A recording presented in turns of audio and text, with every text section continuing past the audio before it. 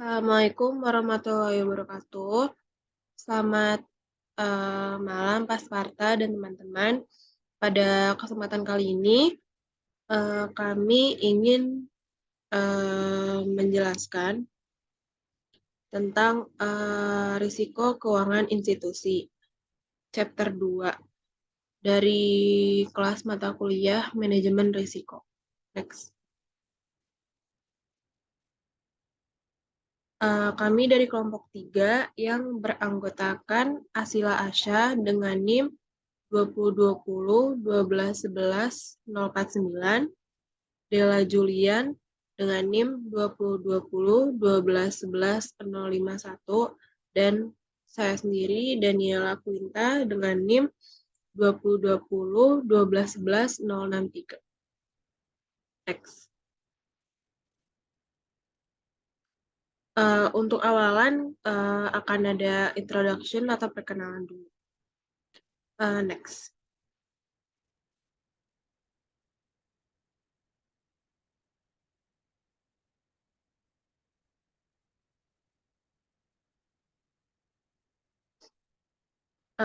Tujuan utama pada manajemen FI itu adalah untuk meningkatkan keuntungan FI bagi pemiliknya. Namun, hal ini sering datang dengan biaya peningkatan risiko.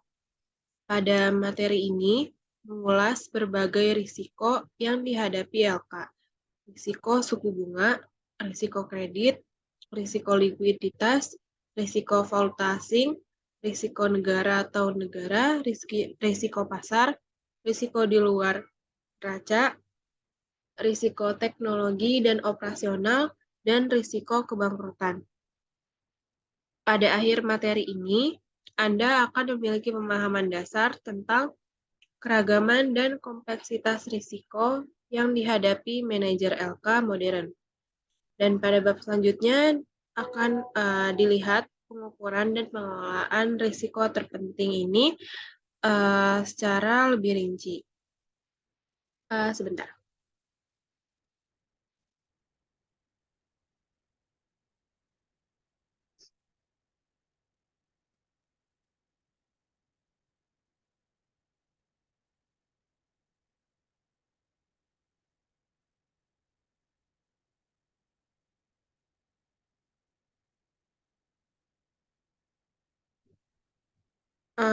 Selanjutnya, melanjutkan yang tadi, seperti yang kami dijelas, manajemen yang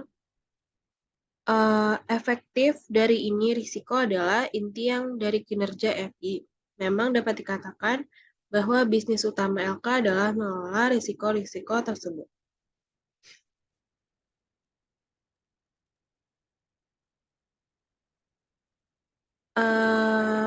Next.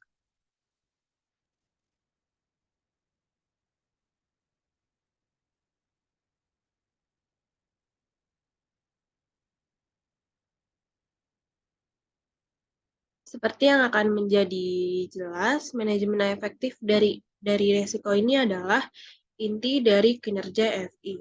Memang dapat dikatakan bahwa bisnis utama LK adalah mengelola risiko-risiko tersebut. Sementara sama dekade terakhir, profitabilitas lembaga keuangan AS secara umum kuat, risiko intermediasi keuangan meningkat karena ekonomi AS dan luar negeri menjadi lebih terintegrasi. Misalnya,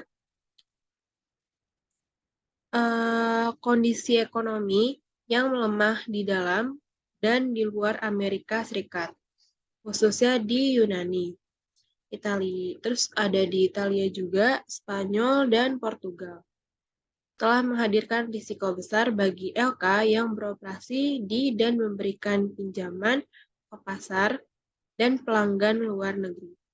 Bahkan, LK yang tidak memiliki pelanggan asing dapat terkena risiko valuta asing dan kedaulatan jika pelanggan domestiknya memiliki hubungan bisnis dengan negara asing, yang akan berakibat manajer LK harus mencurahkan banyak waktu untuk memahami dan mengelola berbagai risiko yang dihadapi LK mereka. Next. Yang pertama ada risiko suku bunga. Pada materi pertemuan pertama ini akan membahas transformasi aset sebagai fungsi kunci khusus LK. Transformasi aset melibatkan FI membeli sekuritas atau aset utama dan menerbitkan sekuritas atau kewajiban sekunder untuk mendanai pembelian aset. Sekuritas primer yang dibeli oleh LK seringkali memiliki karakteristik maturitas dan likuiditas yang berbeda dari sekuritas sekunder yang dijual oleh LK. Dalam ketidaksesuaian jatuh tempo aset dan liabilitas sebagai bagian dari fungsi transformasi aset mereka. LK berpotensi risiko suku bunga. Sebentar.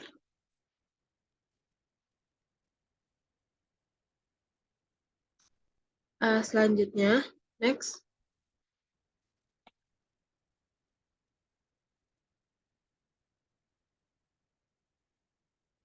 Sebelumnya.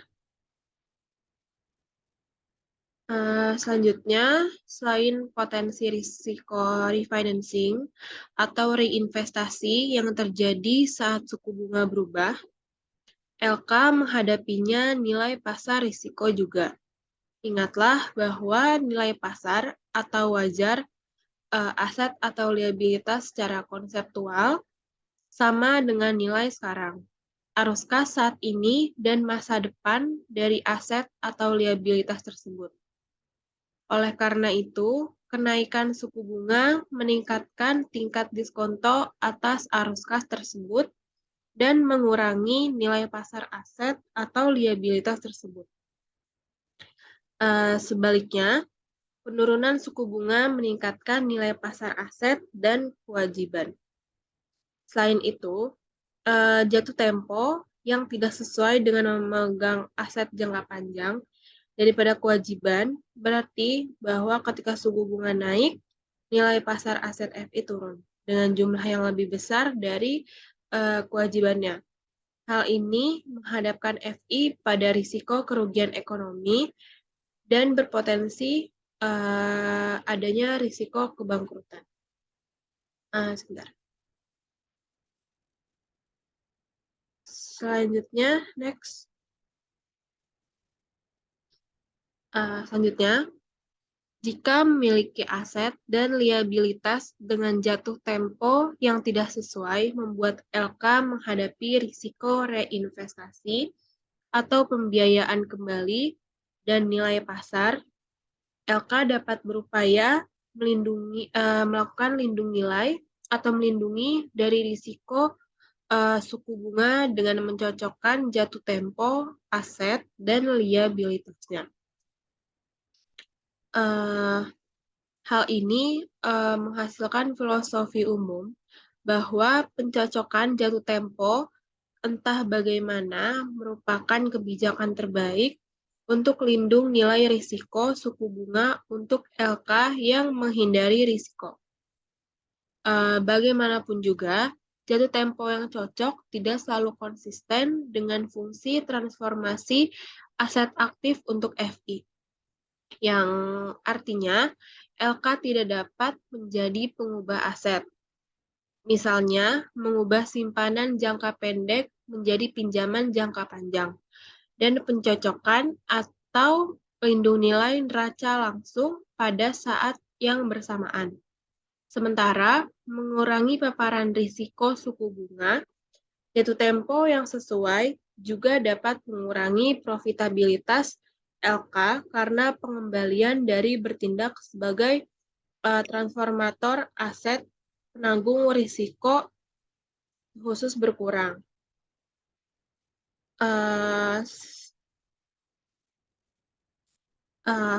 Akibatnya, beberapa LK lebih menekankan beberapa ketidakcocokan maturitas aset liabilitas daripada yang lain.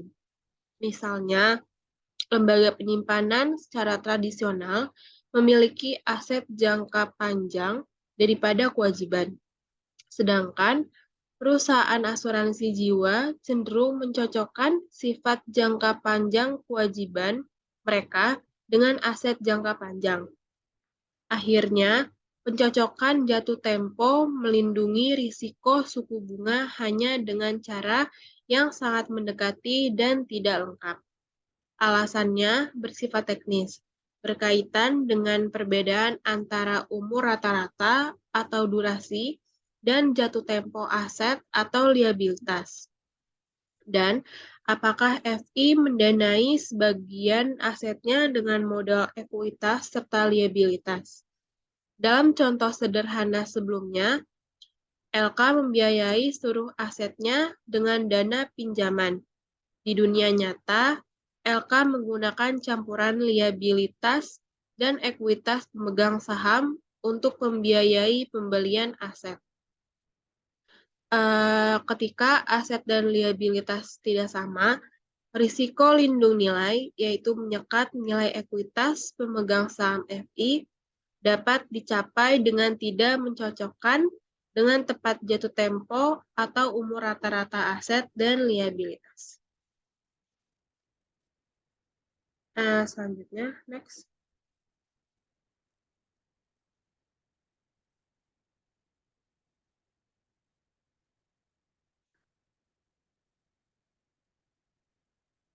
Selanjutnya ada risiko kredit.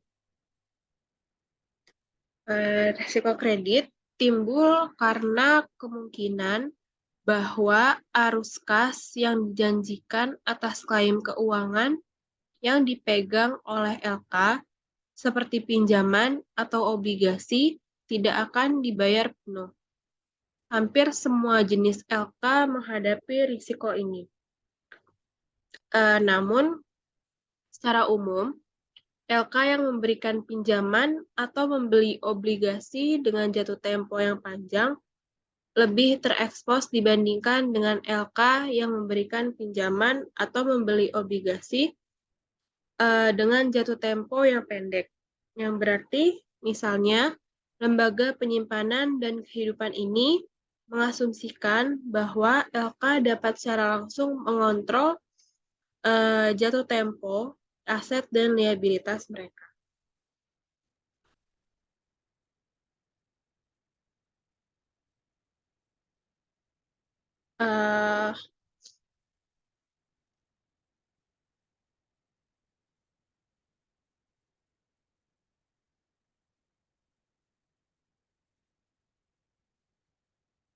Selanjutnya, sebentar.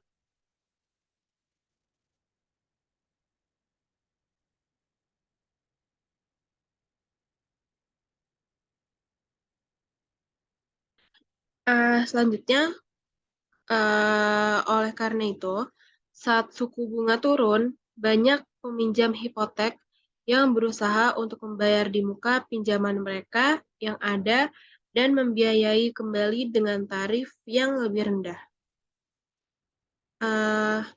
Risiko pembayaran ini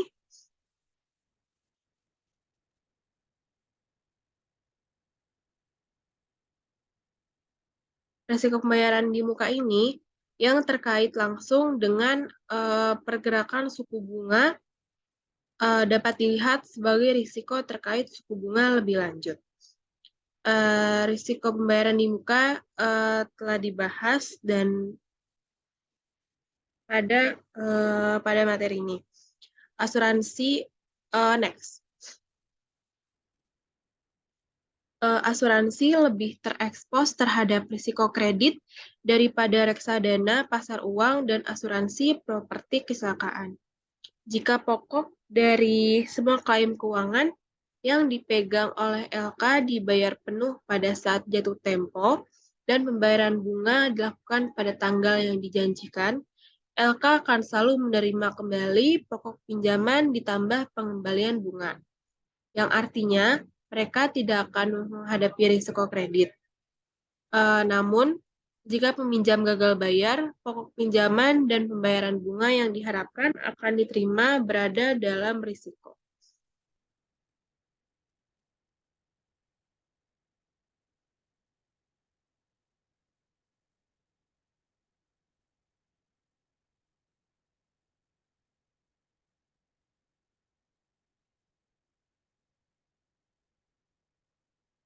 Eh, Akibatnya akan banyak klaim finansial yang dikeluarkan oleh perusahaan dan dipegang oleh LK yang menjanjikan pengembalian terbalik yang terbatas atau tetap, atau dinamakan juga pembayaran pokok dan bunga kepada pemberi pinjaman, dengan probabilitas tinggi dan risiko penurunan yang besar, atau kehilangan pokok pinjaman dan bunga yang dijanjikan. Dengan probabilitas yang jauh lebih kecil, contohnya,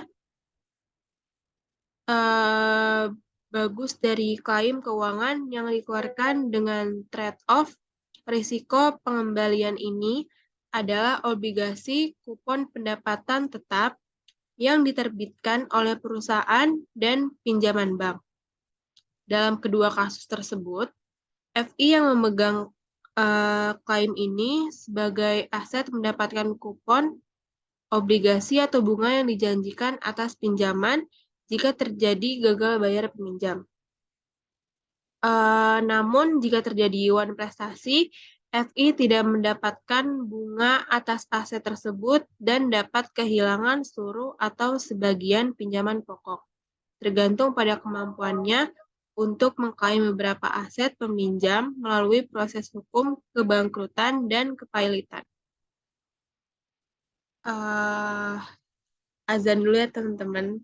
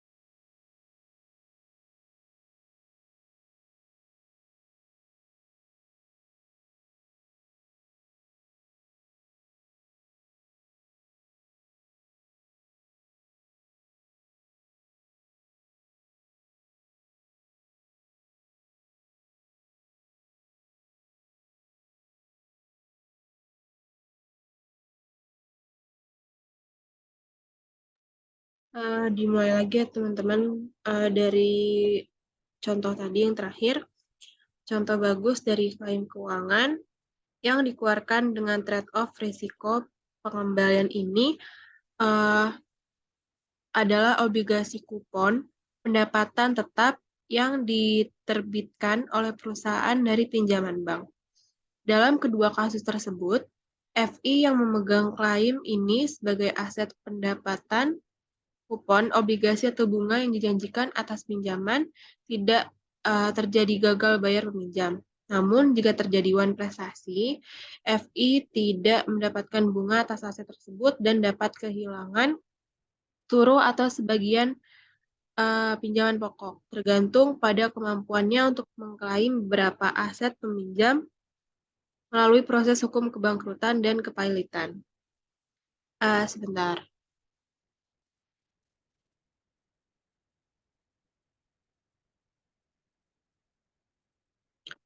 Oleh karena itu, peran utama LK melibatkan penyaringan dan pemantauan pemohon pinjaman untuk memastikan bahwa LK mendanai pinjaman yang paling layak kredit.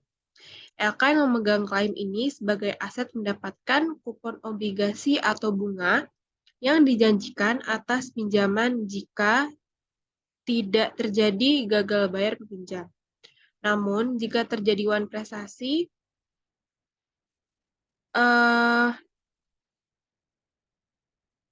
oleh karena itu, peran utama LK melibatkan penyaringan dan pemantauan pemohon pinjaman untuk memastikan bahwa LK ini layak kredit apa tidak. LK yang memegang klaim ini sebagai aset mendapatkan kupon obligasi atau bunga yang dijanjikan atas pinjaman jika tidak terjadi gagal bayar peminjam. Namun, jika terjadi wan prestasi, FI tidak mendapatkan bunga atas aset tersebut dan dapat kehilangan seluruh atau sebagian pinjaman pokok tergantung pada kemampuannya untuk mengklaim beberapa aset peminjam melalui proses hukum kebangkrutan dan kepailitan. Oleh karena itu, peran utama LK melibatkan penyaringan dan pemantauan pemohon pinjaman untuk memastikan bahwa LK mendanai pinjaman yang paling layak kredit. Next.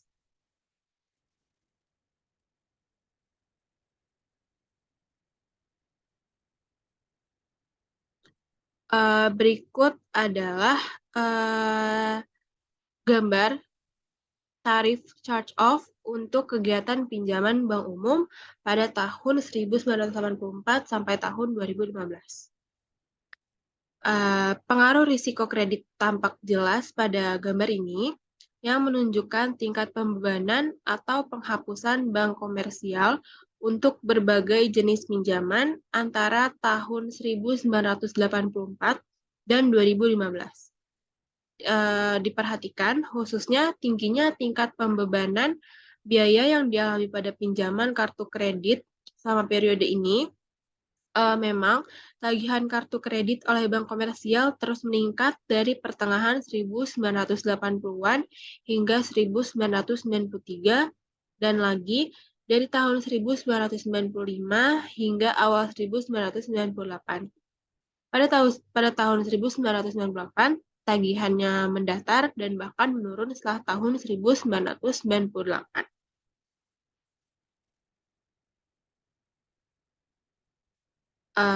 Namun, ekonomi lemah dan adanya perubahan undang-undang kebangkrutan mengakibatkan lonjakan tagihan kartu kredit di awal tahun 2000-an.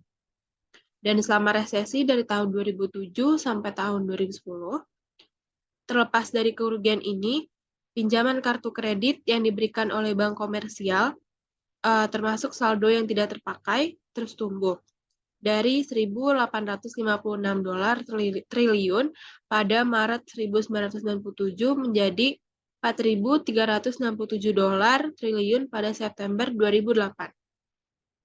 Dengan krisis keuangan, total pinjaman kartu kredit turun menjadi 3.626 dolar triliun pada Maret 2009. dan tetap relatif rendah selama beberapa tahun karena ekonomi Amerika Serikat gagal menunjukkan pertumbuhan yang kuat pada yang kuat. Pada tahun 2015, pinjaman kartu kredit yang diberikan oleh bank komersial berjumlah 3.980 dolar triliun. Next.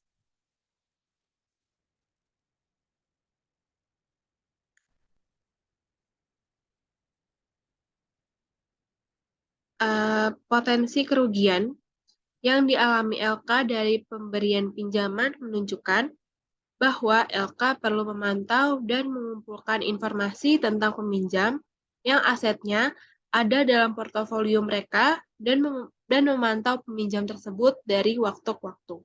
Dengan demikian, efisiensi pemantauan manajerial dan strategi manajemen risiko kredit secara langsung mempengaruhi tingkat pengembalian dan risiko portofolio pinjaman.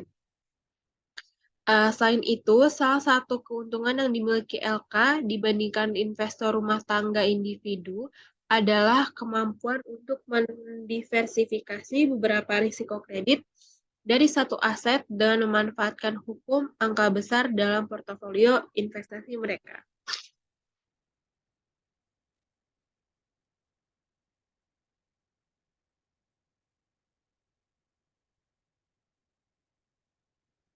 Diversifikasi lintas aset seperti pinjaman yang terkena risiko kredit, mengurangi keseluruhan risiko kredit dalam portofolio aset, dan dengan demikian meningkatkan kemungkinan pelunasan sebagian atau seluruh pokok dan atau bunga.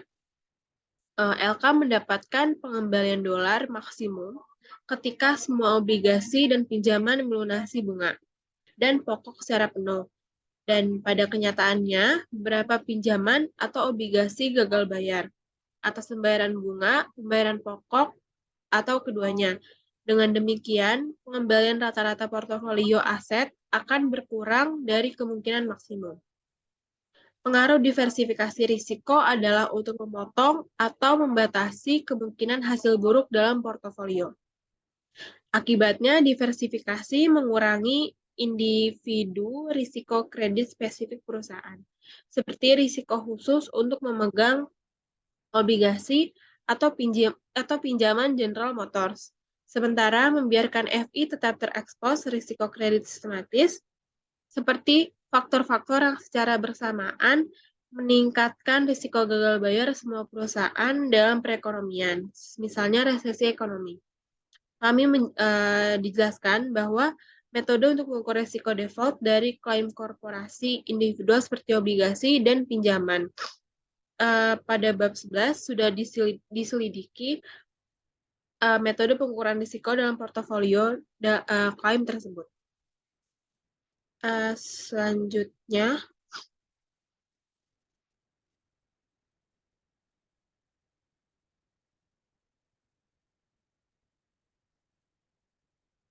Selanjutnya, yaitu risiko likuiditas. Risiko likuiditas muncul ketika pemegang kewajiban LK seperti deposan atau pemegang polis asuransi meminta uang tunai segera untuk klaim keuangan yang mereka miliki dengan LK atau ketika pemegang komitmen pinjaman di luar neraca atau jalur kredit yang tiba-tiba menggunakan hak mereka untuk meminjam, menurunkan komitmen pinjaman mereka. Misalnya ketika pemegang liabilitas menuntut kesegaran tunai, yaitu mengembalikan klaim keuangan mereka ke LK, FI harus meminjam dana tambahan atau menjual aset untuk memenuhi permintaan penarikan dana, dan aset yang paling liquid dari semuanya adalah uang tunai, yaitu LK. Pada awal tahun 2000-an, Kongres AS sempat menyimbangkan dan mengesahkan undang-undang yang mempersulit individu untuk menyatakan kebangkrutan. Kegiatan Kongres ini meningkatkan pengajuan kebangkrutan sebelum perubahan diberlakukan. Sebentar.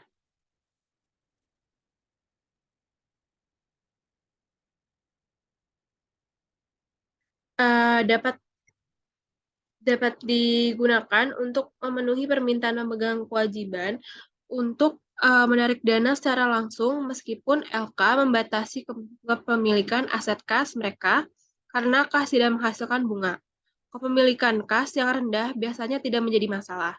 Untuk penarikan harian oleh pemegang kewajiban umumnya dapat diprediksi dan LK biasanya dapat berharap untuk meminjam dana tambahan untuk memenuhi kekurangan uang tunai dan pasar keuangan yang tiba-tiba.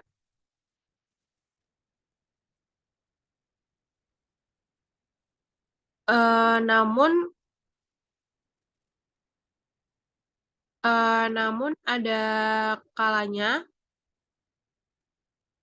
uh,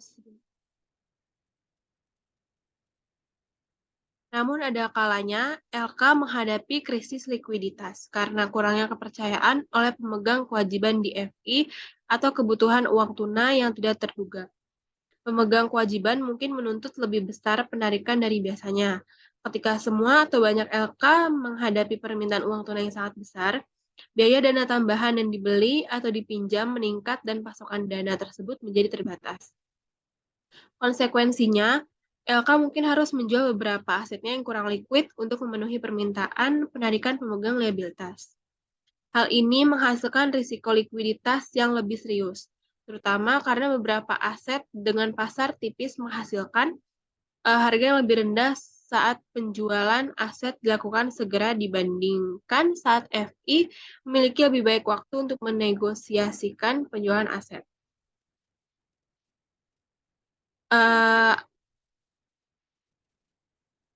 Akibatnya, likuidasi beberapa aset dengan harga rendah atau harga obral, dengan harga yang diterima LK jika harus segera dilikuidasi kurang dari nilai pasar wajarnya, dapat mengancam profitabilitas dan solvabilitas LK. Misalnya pada musim panas 2008, Bank Indymac bangkrut sebagian karena bank yang berlanjut selama beberapa hari. Bahkan setelah diambil alih oleh FDIC, bank tersebut telah mengumumkan pada tanggal 7 Juli bahwa karena posisi modal yang memburuk, operasi hipoteknya akan berhenti dan hanya akan beroperasi sebagai bank retail. Laporan berita selama akhir pekan menyoroti kemungkinan bahwa Indymac akan menjadi kegagalan bank terbesar dalam lebih dari 20 tahun. Khawatir bahwa mereka tidak akan memiliki akses ke uang mereka, deposan bank bergegas menarik uang dari Indymac meskipun simpanan mereka diasuransikan hingga $100.000 oleh FDIC. Laporan berita selama akhir pekan menyoroti kemungkinan bahwa Indymac akan menjadi kegagalan bank terbesar dalam lebih dari 20 tahun. Lalu laporan berita selama akhir pekan menyoroti kemungkinan bahwa Indymac akan menjadi kegagalan yang besar dan pelariannya sangat besar sehingga dalam waktu seminggu sejak pengumuman awal FDIC harus turun tangan dan mengambil alih bank.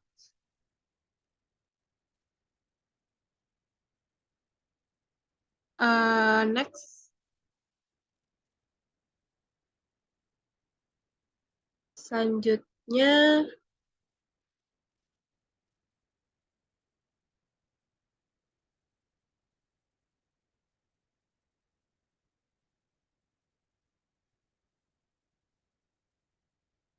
sebentar. Selanjutnya akan dijelaskan oleh Della Julian. Baik, risiko devisa. LK semakin menyadari bahwa baik investasi asing langsung maupun investasi portofolio asing dapat memperluas manfaat operasional dan keuangan yang terjadi dari investasi domestik murni. Dengan demikian, dana pensiun AS yang memiliki sekitar 5% aset mereka dalam sekuritas asing pada awal 1990-an sekarang memiliki lebih dari 13% aset mereka dalam sekuritas asing.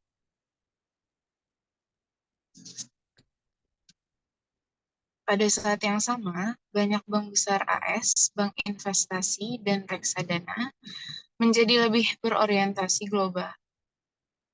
Sejauh pengambilan investasi domestik dan asing berkorelasi tidak sempurna, ada potensi keuntungan bagi LK yang memperluas kepemilikan aset dan pendanaan kewajiban di luar batas domestik.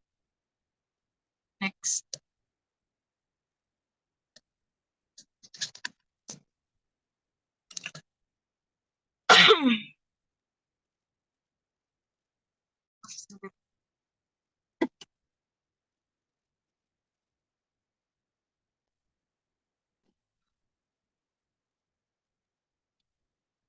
Pengembalian investasi langsung domestik dan asing dan investasi portofolio tidak berkorelasi sempurna karena dua alasan. Yang pertama adalah bahwa teknologi yang mendasari berbagai ekonomi berbeda, seperti halnya perusahaan di ekonomi tersebut. Misalnya, satu ekonomi yang mungkin didasarkan pada pertanian, sementara yang lain berbasis industri. Mengingat infrastruktur ekonomi yang berbeda, satu ekonomi dapat berkembang sementara yang lainnya berkontraksi. Pada pertengahan 2010, misalnya, ekonomi AS berkembang, sementara ekonomi Eropa mengalami resesi. Alasan keduanya adalah perubahan nilai tukar tidak berkorelasi sempurna antara negara. Ini berarti nilai tukar dolar euro mungkin menguat sementara nilai tukar dolar yen mungkin turun. Next.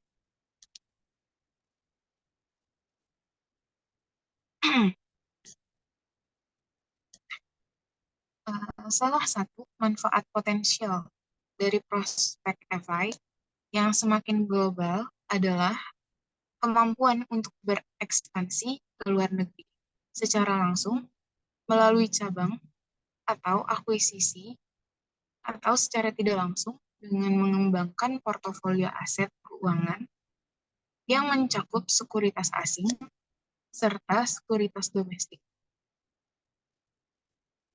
Meski begitu, investasi asing mengekspos risiko valuta asing.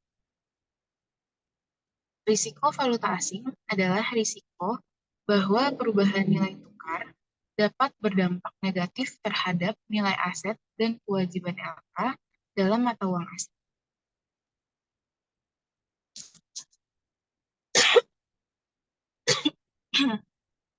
Next.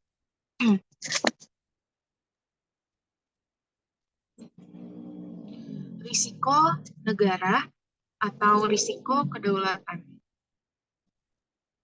LK yang berorientasi global tidak sesuai dengan ukuran dan jatuh tempo aset dan kewajiban luar negeri. Terpapar risiko mata uang asing dan suku bunga asing. Bahkan, di luar risiko-risiko ini, dan bahkan ketika berinvestasi dalam dolar, memegang aset di negara asing, dapat membuat FI terkena jenis risiko investasi asing tambahan yang disebut risiko negara atau kedaulatan. Risiko negara atau kedaulatan adalah jenis risiko kredit berbeda yang dihadapi oleh LK yang membeli aset seperti obligasi dan pinjaman perusahaan asing. Misalnya, ketika sebuah perusahaan domestik tidak mampu atau tidak mau membayar pinjaman, LK biasanya meminta bantuan pengadilan kebangkrutan domestik dan akhirnya dapat menutup setidaknya sebagian dari investasi awalnya. Ketika aset perusahaan yang gagal dilikuidasi atau direstruksi sebagai perbandingan, perusahaan asing mungkin tidak dapat membayar kembali pokok atau bunga pinjaman, bahkan jika menginginkannya, paling umum, pemerintah negara, tempat korporasi berkantor, pusat, mungkin melarang atau membatasi pembayaran utang karena kekurangan mata uang asing dan alasan politik yang merugikan. Next.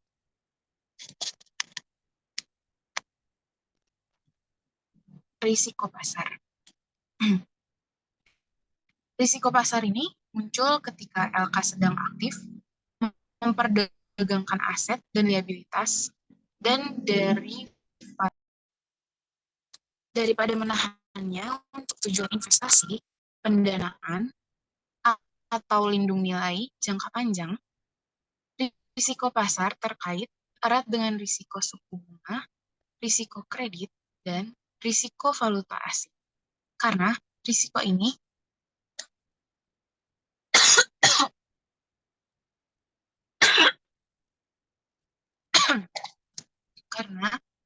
risiko ini meningkatkan atau menurun. Keseluruhan risiko LVI terpengaruh, namun risiko pasar menambah dimensi lain yang dihasilkan dari aktivitas perdagangan.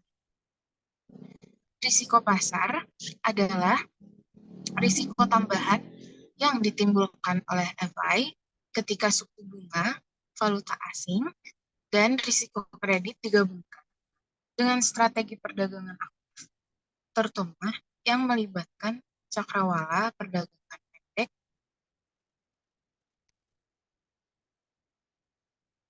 seperti sehari. Secara konseptual, portofolio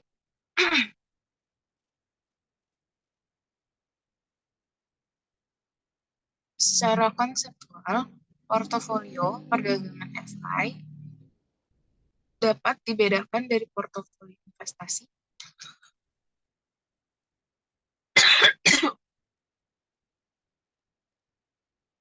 berdasarkan cakrawala, waktu, dan likuiditas pasar. Portofolio perdagangan berisi aset, kewajiban, dan kontrak derivatif yang dapat dibeli atau dijual dengan cepat di pasar keuangan yang terorganisir.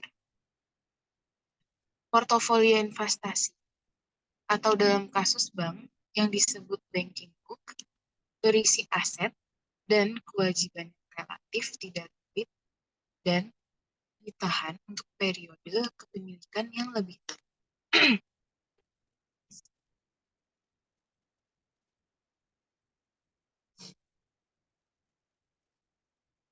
Boleh next. Berikut tabel investasi perbankan, buku, dan dagang dari komersial. Di buku perbankan, pada aktiva terdapat uang tunai, di kewajiban terdapat deposito, kemudian ada pinjaman, dan di kewajiban ada dana pinjaman tidak liquid lainnya. Di aktiva terdapat tempat dan peralatan, aset tidak liquid lainnya, kemudian di kewajiban ada modal. Buku perdagangan ada obligasi panjang, dan kewajiban ada obligasi pendek. Komoditas panjang dan komoditas pendek. FX panjang, FX pendek. Ekuitas panjang dan ekuitas pendek. Turunan panjang dan derivatif pendek. X. Tabel 73 menunjukkan perincian hipotesis antara aset dan kewajiban banking book dan trading book. Seperti dapat dilihat, buku perbankan berisi sebagian besar pinjaman dan simpanan ditambah aset tidak liquid lainnya. Buku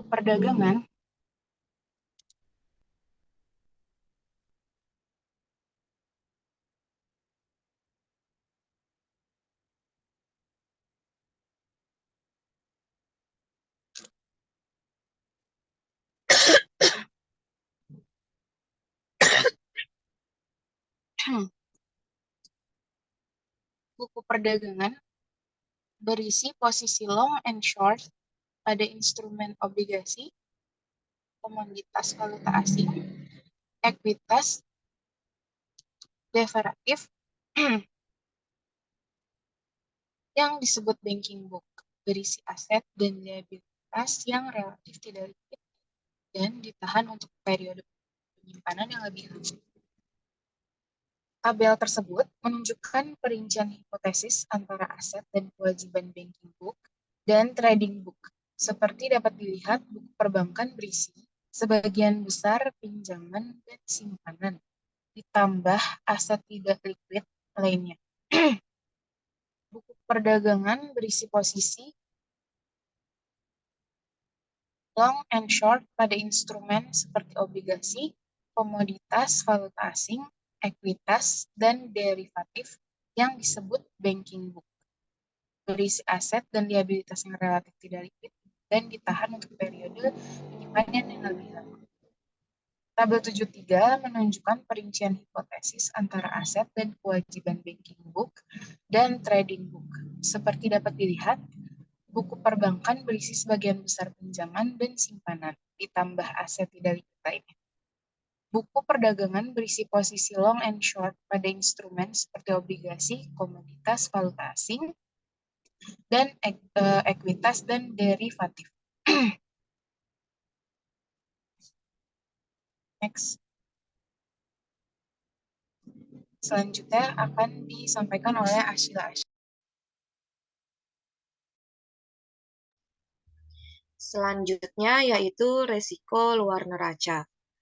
Salah satu tren yang paling mencolok bagi banyak LK modern adalah pertumbuhan aktivitas di luar neraca mereka dan juga aktivitas mereka risiko di luar neraca. Aktivitas di luar neraca menurut definisi yaitu tidak muncul di neraca FI saat ini karena tidak melibatkan primer saat ini mengklaim aset atau penerbitan sekunder saat ini tuntutan yaitu kewajiban. Sebaliknya, aktivitas di luar neraca mempengaruhi masa depan daripada bentuk neraca FI saat ini. Mereka melibatkan penciptaan aset dan kewajiban kontingensi yang menimbulkan penempatan potensial atau masa depan mereka di neraca. Dengan demikian, mereka memiliki dampak langsung pada profitabilitas dan kinerja FI di masa depan. Dengan demikian, akuntan menempatkannya di bawah garis bawah dari neraca aset dan liabilitas LK.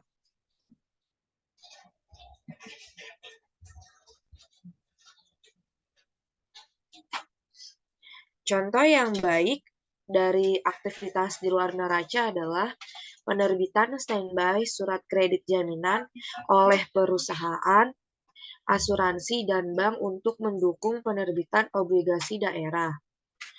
Banyak pemerintah negara, bagian, dan lokal tidak dapat menerbitkan sekuritas tersebut tanpa bank atau perusahaan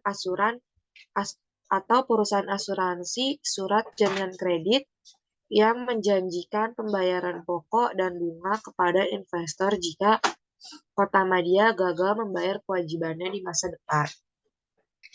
Jadi, letter of credit menjamin pembayaran jika pemerintah, misalnya negara bagian New York, menghadapi masalah keuangan dalam membayar pembayaran bunga yang dijanjikan dan atau pokok obligasi yang diterbitkannya.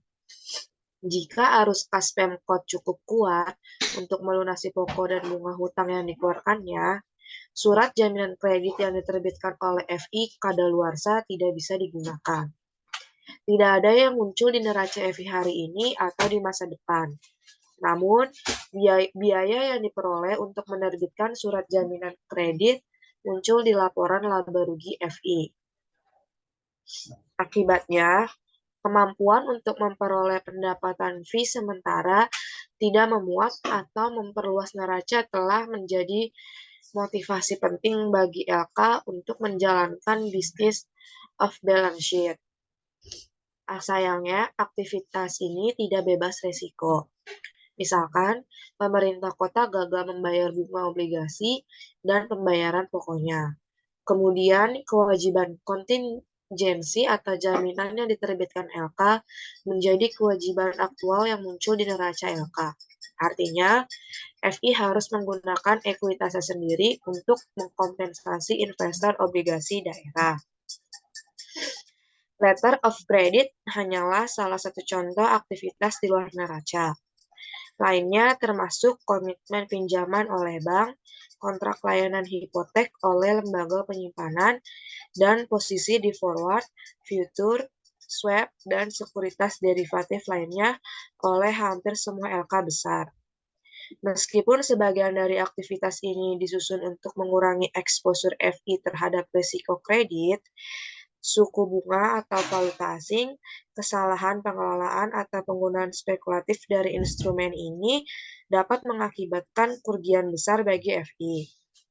Memang seperti yang terlihat selama krisis keuangan tahun 2008 sampai tahun 2009, kerugian yang signifikan dalam aktivitas off balance sheet atau OBS misalnya kredit default swap dapat menyebabkan FI gagal sama seperti kerugian besar akibat gagal bayar neraca dan bunga.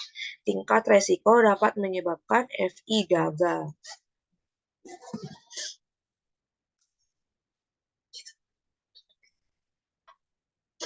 Selanjutnya yaitu resiko teknologi dan operasional. Risiko teknologi terjadi ketika investasi teknologi tidak menghasilkan penghematan biaya yang diantisipasi dalam bentuk ekonomi skala atau ruang lingkup. Diseconomies of scale, misalnya, muncul karena kelebihan kapasitas. Teknologi yang berlebihan dan atau inefisiensi organisasi dan birokrasi yang menjadi lebih buruk ketika LK bertambah besar. Diseconomies of scope muncul ketika FI gagal menghasilkan sinergi yang dirasakan atau penghematan biaya melalui investasi teknologi baru yang besar. Kami menjelaskan pengukuran dan bukti skala dan ruang lingkup ekonomi dalam LK di bab 17. Risiko teknologi dapat mengakibatkan kerugian besar dalam efisiensi persaingan LK dan pada akhirnya kegagalan jangka panjangnya. Demikian pula keuntungan dari investasi teknologi dapat menghasilkan kinerja yang lebih unggul dari pesaing FI serta memungkinkan untuk mengembangkan produk baru dan inovatif.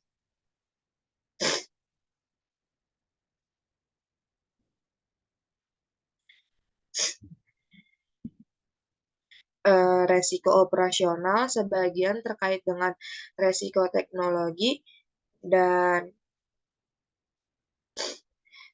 dapat muncul setiap kali kegagalan fungsi teknologi yang ada atau sistem pendukung back office rusak. Misalnya, pencurian nomor kartu kredit terbesar yang diketahui ditemukan pada tahun 2009 ketika selama periode 2 tahun sebanyak 130 juta nomor kartu kredit dan debit dicuri dari sistem pembayaran Heartland. Malware yang ditanam di jaringan Heartland mencatat data kartu saat tiba dari pengecer. Contoh penting lainnya adalah toko Target pada tahun 2013. Peretas menginfeksi pembaca kartu pembayaran perusahaan, menghasilkan 110 juta catatan pada puncak musim belanja Natal. Meskipun kerusakan komputer seperti itu jarang terjadi, kejadiannya dapat menyebabkan dislokasi besar pada LK yang terlibat dan berpotensi mengganggu sistem keuangan secara umum. Lalu ada risiko kepastian. Risiko kepastian adalah konsekuensi atau hasil dari satu atau lebih risiko yang dijelaskan di atas, yaitu risiko suku bunga, risiko kredit, risiko likuiditas, risiko valuta asing, risiko kedaulatan, risiko pasar, off balance sheet, dan risiko teknologi. Secara teknis, kebangkrutan terjadi ketika modal atau sumber ekuitas pemilik LK didorong atau mendekati nol karena kerugian yang timbul sebagai akibat dari satu atau lebih risiko yang dijelaskan sebelumnya. Pertimbangkan kasus Washington Mutual atau WAMU yang mengalami kerugian besar dari kepemilikannya di dalam dan di luar neraca selama krisis keuangan.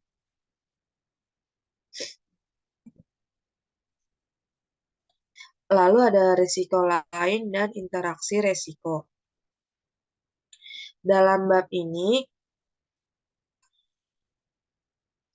Dalam bab ini, kami telah berkonsentrasi pada 10 resiko utama yang secara terus-menerus mempengaruhi proses pengambilan keputusan manajer FI dan strategi manajemen resiko. Resiko tersebut adalah resiko suku bunga, resiko kredit, resiko likuiditas, resiko valuta asing, resiko negara, resiko pasar, resiko off balance sheet, resiko teknologi, resiko operasional, dan resiko kebangkrutan. Meskipun pembahasan umumnya menggambarkan masing-masing secara independen, pada kenyataannya risiko-risiko tersebut seringkali saling bergantung. Misalnya, ketika suku bunga naik, perusahaan dan konsumen merasa lebih sulit mempertahankan pembayaran yang dijanjikan atas hutang mereka. Dengan demikian, pada beberapa rentang pergerakan suku bunga, risiko kredit, risiko suku bunga, dan off-balance sheet berkolerasi positif. Lebih-lebih lagi, FI mungkin mengandalkan dana dari pembayaran yang dijanjikan atas pinjamannya untuk tujuan manajemen likuiditas. Dengan demikian, risiko likuiditas juga berkorelasi dengan risiko suku bunga dan risiko kredit. Ketidakmampuan pelanggan untuk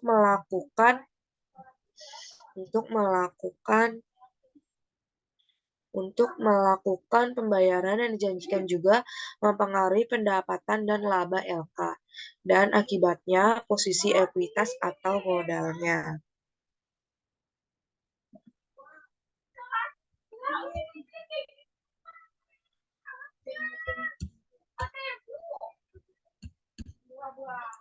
Dengan demikian, setiap risiko dan interaksinya dengan risiko lainnya pada akhirnya mempengaruhi risiko kebangkrutan. Demikian pula perubahan nilai tukar mata uang asing dan perubahan suku bunga juga sangat berkolerasi. Ketika Federal Reserve mengubah suku bunga utama, seperti suku bunga dana Fed, melalui tindakan kebijakan moneternya, nilai tukar juga cenderung berubah. Akibatnya, ekuitas atau posisi modalnya. Dengan demikian, setiap risiko dan interaksinya dengan risiko lainnya pada akhirnya mempengaruhi risiko kebangkrutan. Demikian pula perubahan nilai tukar mata uang asing dan perubahan suku bunga juga sangat berkolerasi. Ketika Federal Reserve mengubah suku bunga utama melalui tindakan kebijakan moneternya, nilai tukar juga cenderung berubah.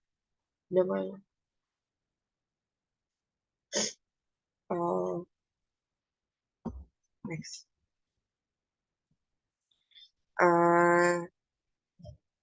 Sekian dari kelompok kami, kurang lebihnya mohon maaf. Wassalamualaikum warahmatullahi wabarakatuh. Ya, apa sih? Salah. Salah.